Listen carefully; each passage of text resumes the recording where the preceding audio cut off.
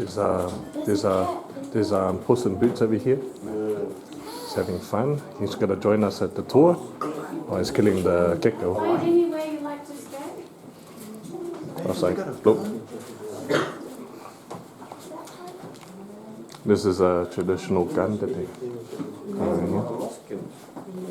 Yeah, the muskets. Please move a little bit further to that door. Taking lots of photos, so be good. Sorry. So we remember the Lion King? So this is part 1 1/4. Is this real? And no, it's not real. So yeah, I'm just playing it. Yeah, that's if I'm right. I think that's. Attention, please. Right, good morning again and welcome to the home of the late Robert Louis Stevenson. My name is Margaret, everyone, and I'll be showing you 2 rooms of the house. For your information, there's actually 8 rooms of the museum. So another tour guide will take over after the 2 rooms. Right, it's good to have 2 people so you can hear a lot of different information. So we're going to try and share our knowledge to you. All right, it's all about sharing. All right, you can share us what you know about Robert Louis Stevenson, and we share our piece of knowledge to you. Right, Robert Louis Stevenson was a very famous author or writer from Scotland and Edinburgh. Now, he was a very sick man from a young age. That's why he's been traveling, searching for that climate that's suitable his health. A lot of people think he had tuberculosis, and it still hasn't been confirmed. Because if he had tuberculosis, I don't think he would live for 44 years. He's been sick when he was just a little boy. We all know tuberculosis is very contagious. If he had it, maybe the others would have died, especially his wife Fanny. Tuberculosis needs a dry climate. This is not dry climate, everyone. This is very humid. So there's no proof that Robert Louis Stevenson had TB or tuberculosis. We have his death certificate upstairs in his library on his table, and it's recorded that he died of a brain hemorrhage and a stroke. It's called apoplexia, and that's what Robert Louis Stevenson died of. Right? Stevenson never actually planned to come to Samoa in the first place. Samoa was never on his list. But when he went to Honolulu, Hawaii to visit his friend, the late King of Hawaii, King David Kalakaua, this is where he actually discovered and learned about Samoa and also all the other Pacific islands. Now, he was so interested in all the cultures and the histories of all these wonderful places. So he wanted to continue that journey just to get ideas for his writings. And that's why he came to Samoa. When he arrived in Samoa, he said he never felt better in his life until he arrived here. And that's because of this climate, right? It's the main reason why he chose to live in Samoa, because he said the climate makes him feel better. He said the people, Samoan people, were very friendly to him and his family. He noticed the culture is very different, and he loves it because it gets a lot of ideas for his writings. And those were the very reasons why he chose to live in Samoa. Right? He arrived in Samoa in the late 1889, built this big house in the late 1890. It actually took him nearly 2 years to build this house. That's because he has to wait for the shipment of all the redwoods from California and also all the materials. So everyone, welcome to Robert Louis Stevenson smoking room. Right? Even though he had lung problems, he was a heavy smoker, and that didn't help him very much, isn't it? It's a recreated room, everyone, based on this early photograph we have up on the wall here. You will see his wife Fanny sitting on the chair somewhere here. Loga girl sitting down here preparing ava or kava. And we all know that kava is a very special drink during our welcoming ceremony. Now, the only original that you will find in this room here is this fireplace. Never been used because of this hot climate. They only built it just to make them feel at home like they're in Scotland. As you all know, Samoa don't need fireplace. We don't have a winter season. It never gets cold here. So we definitely do not need fireplace. The family actually have 2 fireplaces in the house. One here, one upstairs in this library. All right, as I mentioned, these are the very first fireplaces, and they're probably the last we're gonna see in Samoa. You can see in this corner here, this is a bed warmer. Actually, they put heat charcoals and put the charcoals inside and put it under the beds to warm the beds. All right, does someone need bed warmers? No, we need bed coolers. Maybe put some ice in there and put it under our beds. Anyways, everyone, they never use these things. This is just to make them feel at home. All right, furnitures in the museum, these are all replicas. Fanny sold most of the originals after Stevenson died. That's why we don't have it. We've been trying to trace it all around the world, but very difficult to find. Some we know where they are, but people don't want to bring it back here. They want to keep it for themselves. And that's what happened to most of the originals. No, we have taken a lot of tours in the museum, and some people come and say, wow, what's the point of having your museum when you don't have the originals? Everyone, it's not all about the originals, right? The main thing is here is we have Robert Louis Stevenson's bones. They're at the top of Mount Vaya because he's buried in Samoa. His wife's ashes are also buried at the top of that mountain, all right? This is the only home that was built by Robert Louis Stevenson. He wrote 13 books in Samoa, all right? His history, legacy, very much alive in Samoa. And that's why we have our museum here, so we could all come together and enjoy history, all right? Everyone, have a look at that corner. I'd like to show you that family photograph before we go upstairs. All right, so excuse me, everyone. Right, some can move a little bit further here so you can see the family photograph. Right, this family photograph was actually taken in the year 1892, right in front of the house on those steps out there. It was taken during Robert Louis Stevenson's birthday. That's why you all see it's decorated with the coconut leaves. Right, part of Samoan's tradition, when we have special occasion, we like to decorate with coconut leaves. Why? It's for free. All right? If you can't afford the balloons and all the other expensive decorations, well, coconut leaves are for free. Well, everyone, this is Robert Louis Stevenson here. And we Samoans call him Tusitala. It means teller of tales or storyteller. Robert Louis Stevenson was very hard to pronounce by the locals back then, so they decided to give him a Samoan name. They always see him telling stories to our children, even though they don't understand him.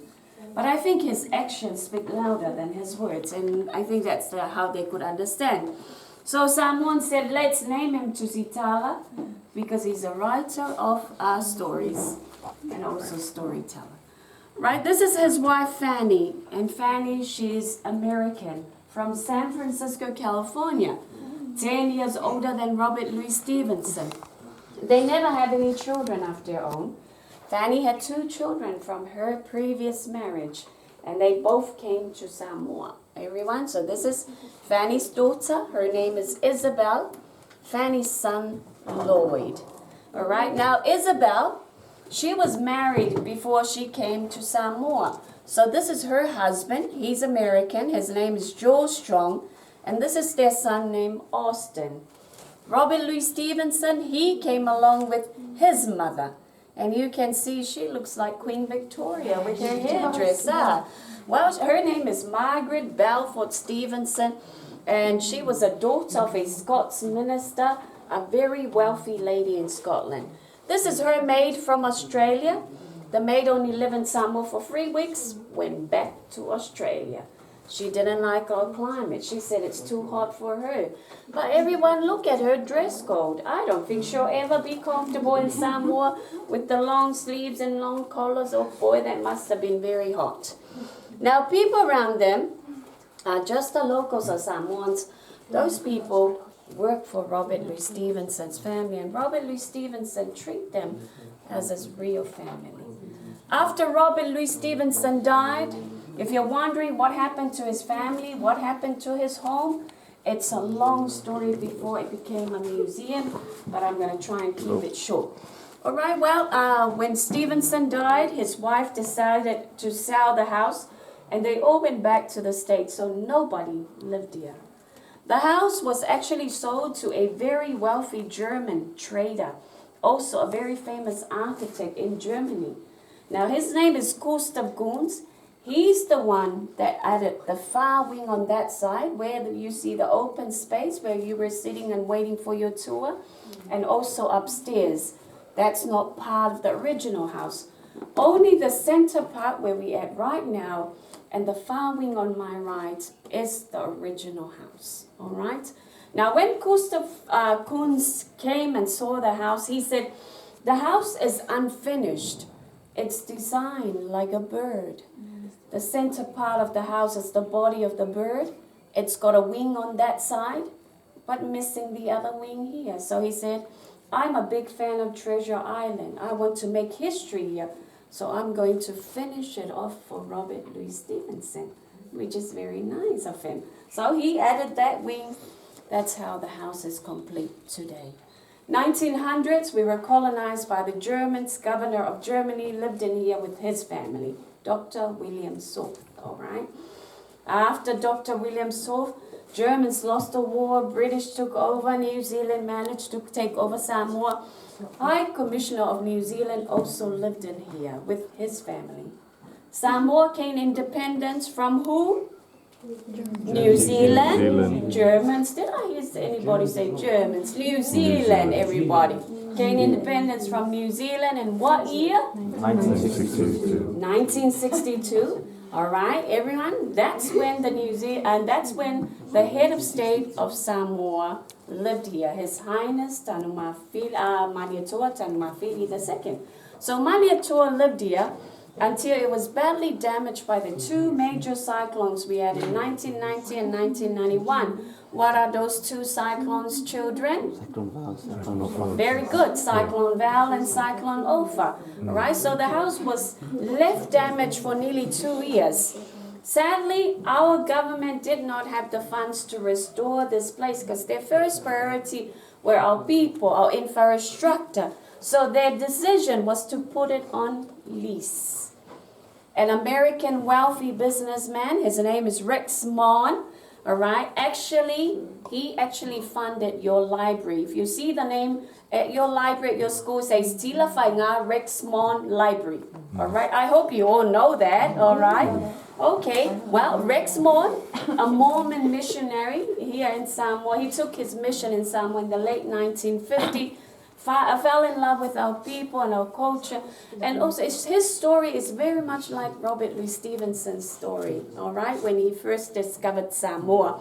But Rex, he always wanted to come back after his mission to do something good for Samoa, as he was a Mormon missionary here.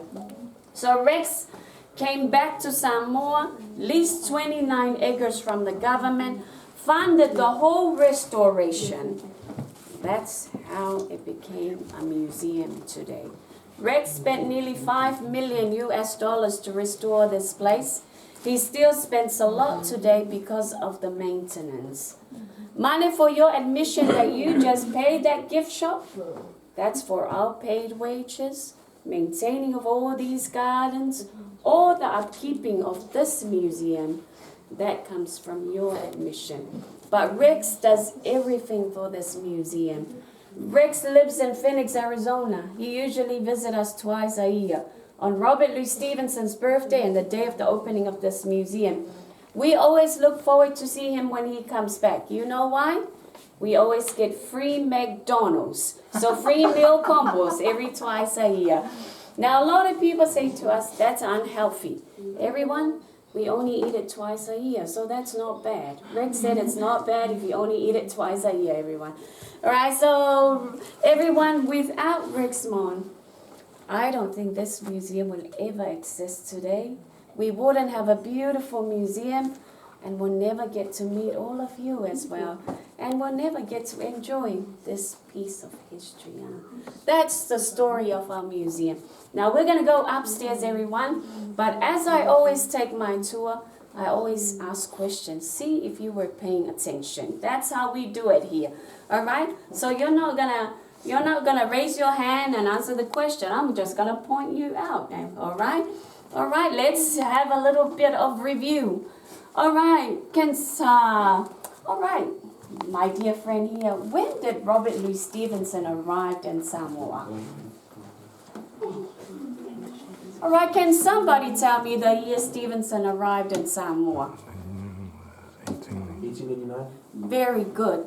See, it's very good when you're paying attention. All right, see, it's always important that you listen because you'll get all the right answers to write in that sheet that you're doing in school. All right, now let's go upstairs and make sure you pay attention. Yeah, questions, please. So you said that Fanny went back to America. Yes, that's right. Why has she got a grave here? All right. Well, Fanny, she went back to the States after Stevenson died.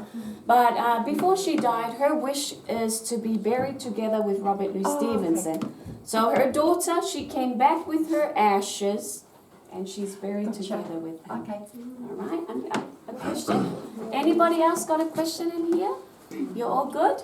All right. We're going to go upstairs to the library, and then we're going to have another tour guide take you over. All right. We'll go upstairs, please, boys.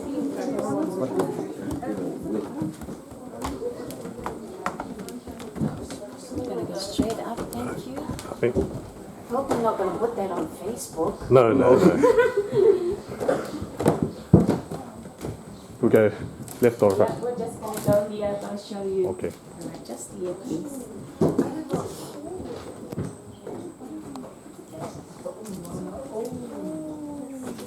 Oh, All face right, this move way. a little bit here, everyone, so we can have everybody. Maybe in the shade.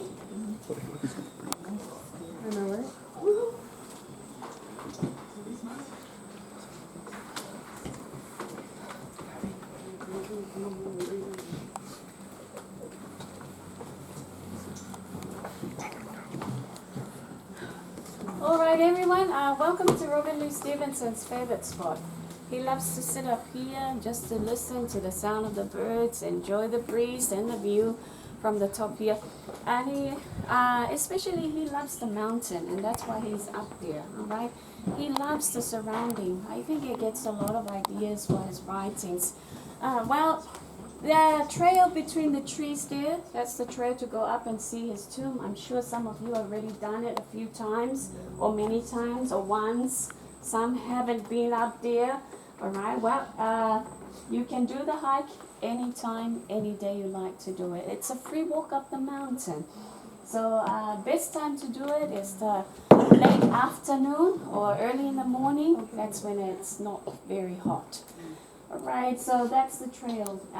If you're bringing your car, you can either park at the car park down there, or if you want to bring it up here, it's more safe because the staff and the securities are here to look after your vehicle if you want to do the hike up the mountain. Make sure you have good shoes and some water, and I'm sure you'll be fine.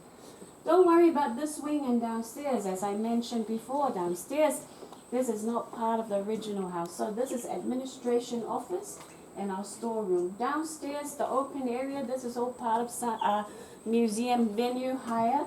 This is the most prestigious venue.